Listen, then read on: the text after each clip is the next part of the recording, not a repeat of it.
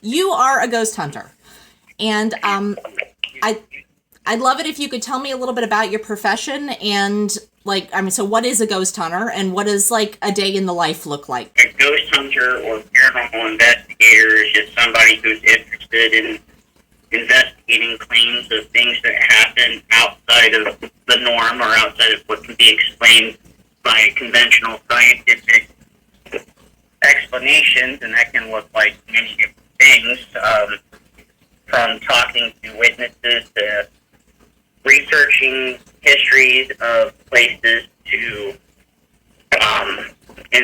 researching what types of equipment to try to use, researching histories or legends of similar events, similar actually location. As far as the question of what does the day in the life look, the only difference would be on nights if you're going to physically go to the location and investigate. Mostly the boring stuff, charging equipment, making sure everything works, making sure you've got all your research laid out in case you want to use names if spirits are known to. Legends might have, like, names attached to them, so you might find something in a historical record. You might find names in the historical record attached to the location or property you're going to be investigating, so making sure you have all of that sorted out, mined out, and then making sure that you've got enough food and drinks to, and when I say drinks, I mean like water, Gatorade. I don't recommend using alcohol. It sounds almost like a police stakeout when you put it that way. Like you're going to, wait for an occurrence to happen, but there might be some downtime first. Possibly. There's an old joke that there's a lot of talking to the dark, and you don't know if anything's talking back unless you do your audio on the cameras or the digital recorders. And if you've got somebody that volunteers or it's their turn to watch, like if you have DVR cameras set up and they're sitting at the table with the DVR monitor and the DVR recorder, then it's a lot of sitting there staring at a screen, and hopefully you see something. A lot of times your attention's on one camera and maybe something happens on another camera that you don't necessarily see until you go through the playback. A lot of it is finding things after the investigation in and of itself, unless you have things that actively happen that you can say that you personally experienced that can be backed up on equipment such as a night vision camera or a digital recorder. Okay, so you've mentioned a couple of different types of cameras: night vision camera, digital recorder. What does your go bag look like? What other equipment do you use on a regular basis, and you want to keep handy and ready to grab? I always like the K2 EMF meter. It measures electromagnetic energy in the form of LED lights, green being baseline close to zero. The more intense the field, it'll go from green to yellow to orange to red, red being the most, being the highest level of EMF that you can measure.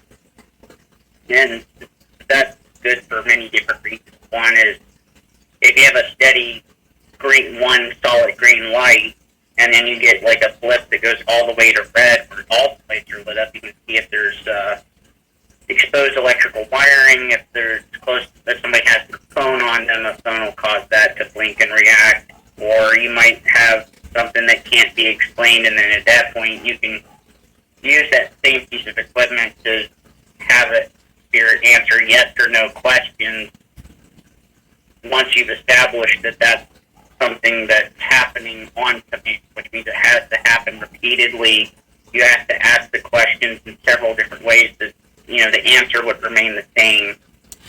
So you ask the question, and then you see a spike in the energy reading, and you're interpreting that based on repeated questioning and what you can kind of put together from your interaction at that moment?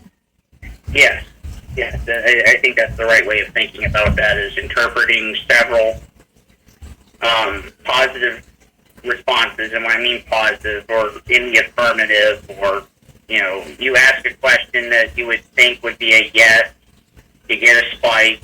You ask the same question a different way, which should hypothetically give you a yes response. If it spikes, then that affirms that, and asking, 2 or 3 questions that get the same yes answer, then you can reasonably infer that you're talking to a spirit and that you're getting a yes response. Okay, that's super interesting. All right, so the things that a lay person might think of as being in a ghost hunter's kit, like salt and holy water, do you have any use for those, or are those just kind of mythological elements that don't really play into a practical profession? Well, I wouldn't call ghost hunting a practical profession. Well, sort of a boots on the ground approach, I guess.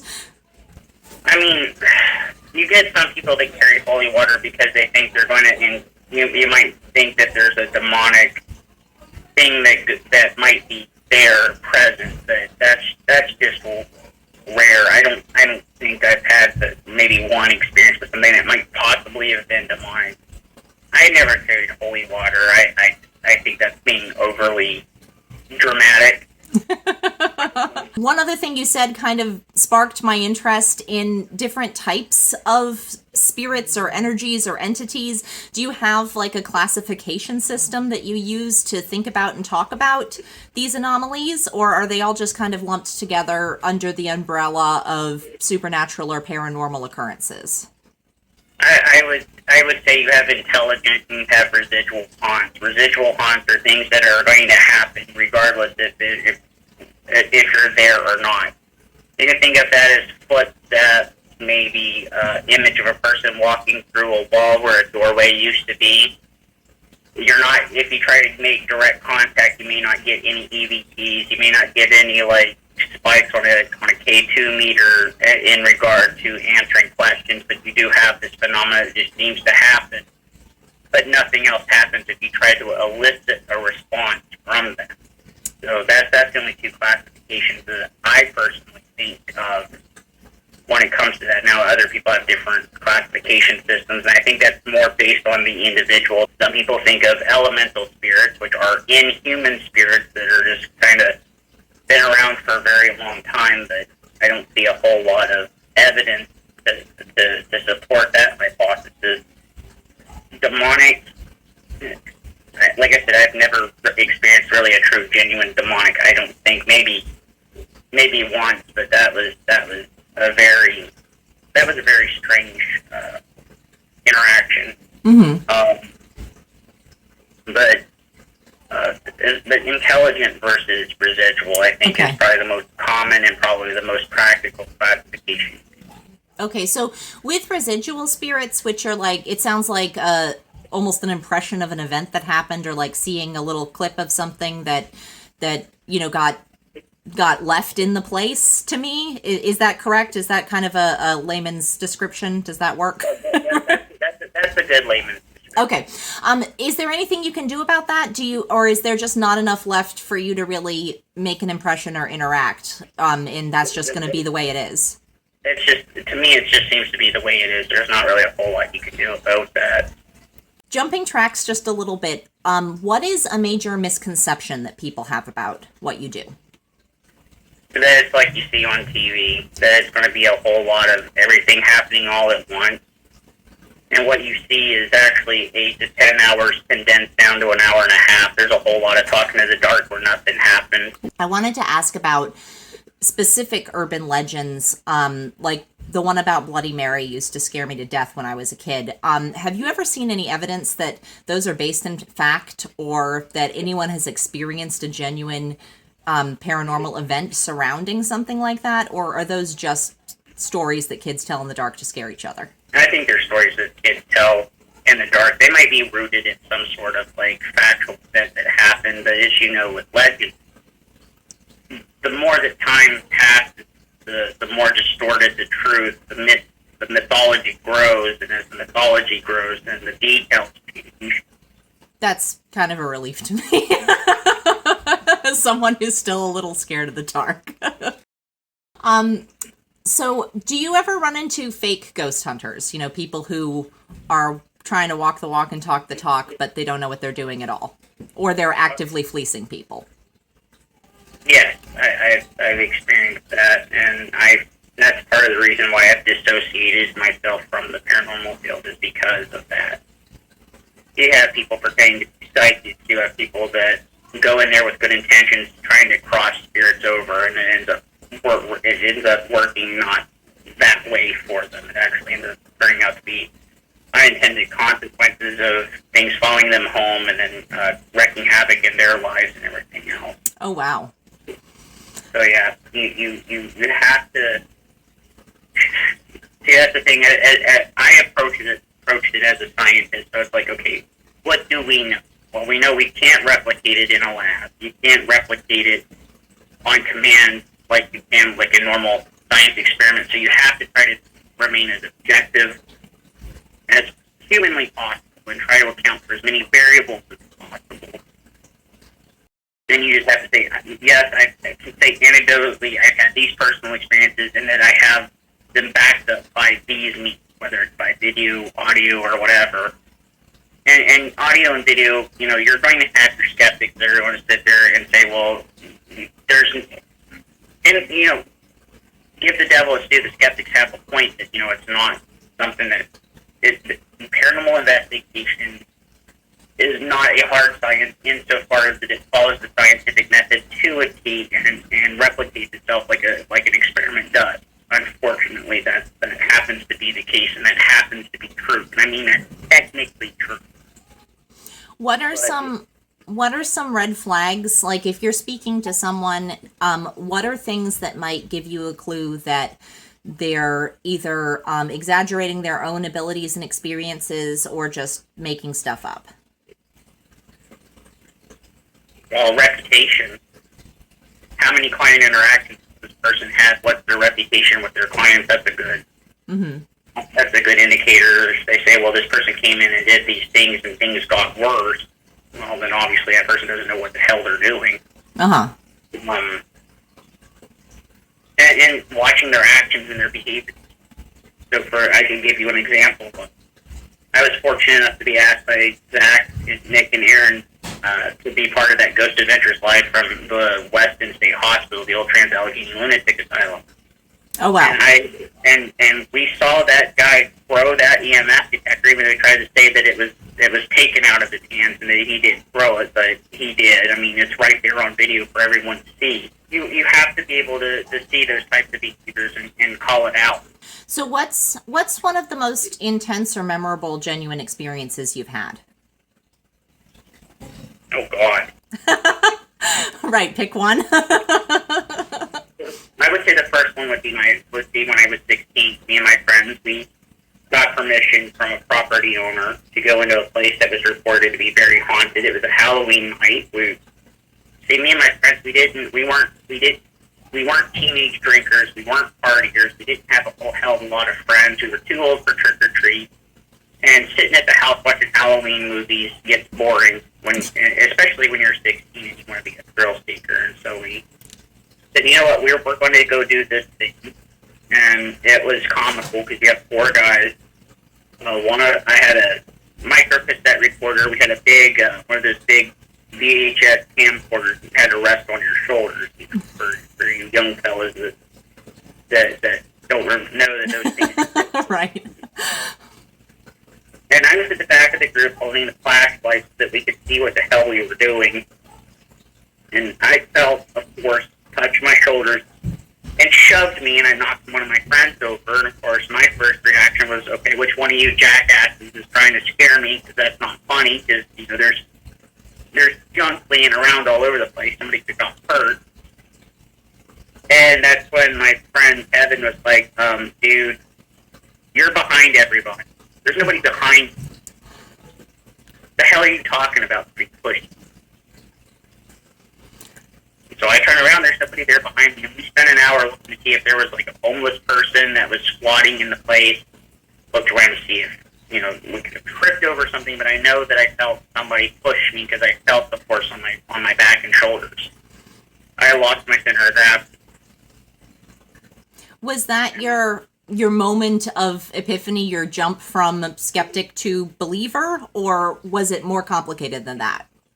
It's more complicated than that because it's like, okay, well, I can't explain this, so that I have more questions than I have answers. Mm-hmm. And so it's like, okay, well, how do we get answers? Well, we have to ask the questions, and we have to take the steps to answer the questions.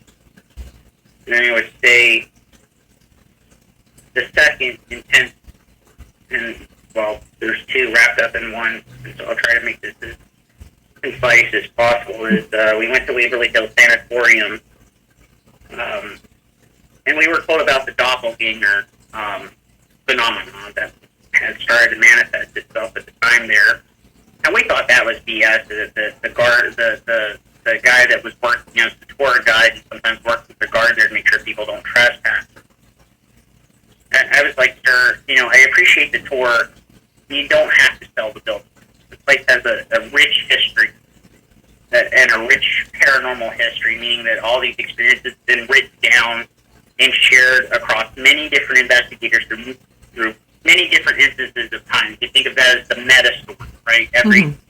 Every team or every investigator has a story, and that story is shared across all these different teams, so it becomes like a meta story, right? But that's what a meta story is. A story about how stories transform over time. There's things that remain similar. And the things that remain similar, that's why you go to Waverly Hills. So the first thing that happened that night is I decided to be Mr. Cool Guy and say, hey, I'm going to climb into the body cooler because the body cooler from the morgue is still there. Oh my gosh. Okay, continue. As I was laying in there trying to do an easy session, I heard something whisper, die in my ear, and I jumped out and almost peed myself because it just caught me by surprise, and I thought, okay, this is cool. We had to have got this on the digital recorder.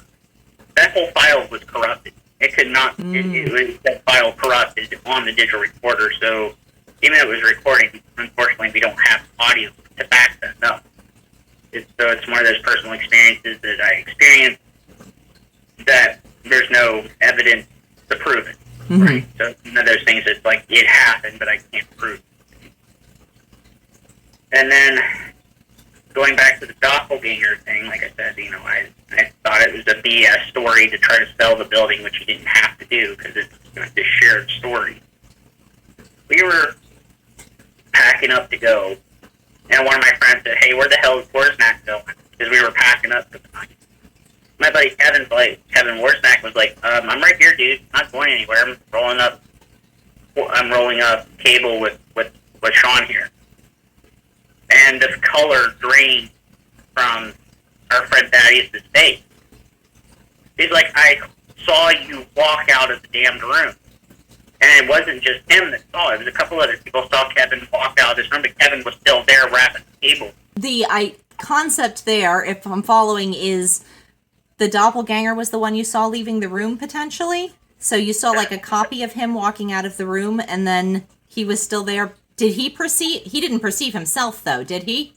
No, and I didn't see it, and a few other people didn't see it, but 3 people in the room saw him walk out the room. Oh, wow. Okay. And when they went out the hallway to see who had walked out the room, there was nobody out the hallway. Yeah, that'll give you goosebumps, for sure.